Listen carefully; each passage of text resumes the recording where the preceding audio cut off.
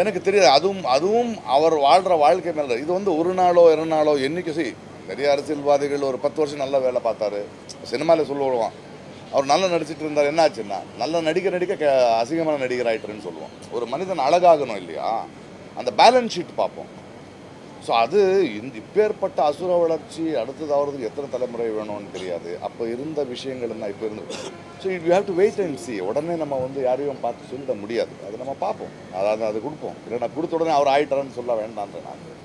அது வந்து மாற்றம் ஒன்று மாறாதது மாதிரியோ ஒரு நதியோட ஜெர்னி மாதிரியும் தான். அது இன்னும் பல ஆகணும், பரிணாமங்கள் ஆகும். ஒரு நிமிஷம் மற்றவங்களையும் கேட்க விடணும்.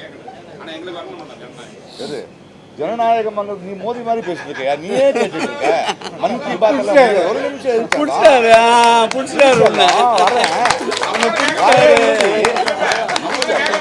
இல்ல எல்லாரும் கேட்கணும். எல்லாரும் கேட்கணும். ஜூன் 4ஆம் தேதி பிரகாஷ் ராஜ் அவர்களுடைய எதிர்பார்ப்பு என்னவா இருக்கும்? நாட்டு மக்களுடைய எதிர்பார்ப்பு என்னவா இருக்கும்? தமிழ்நாட்டில் தான் அமிச்சாச்சப்பா. இதெல்லாம் வாழ ஆடாது. மேலையும் மக்கள் அமுச்சிட்டாங்கிறாங்க, அனுப்பணும் அங்கே நம்புகிறேன், ஆசைப்படுறேன், அனுப்புகிற மாதிரி தான் தெரியுது. ஏன்னா அரசியலில் எதிர்கட்சி ஜெயிக்காது, ஆளுங்கட்சி தான் தோற்று போவோம்.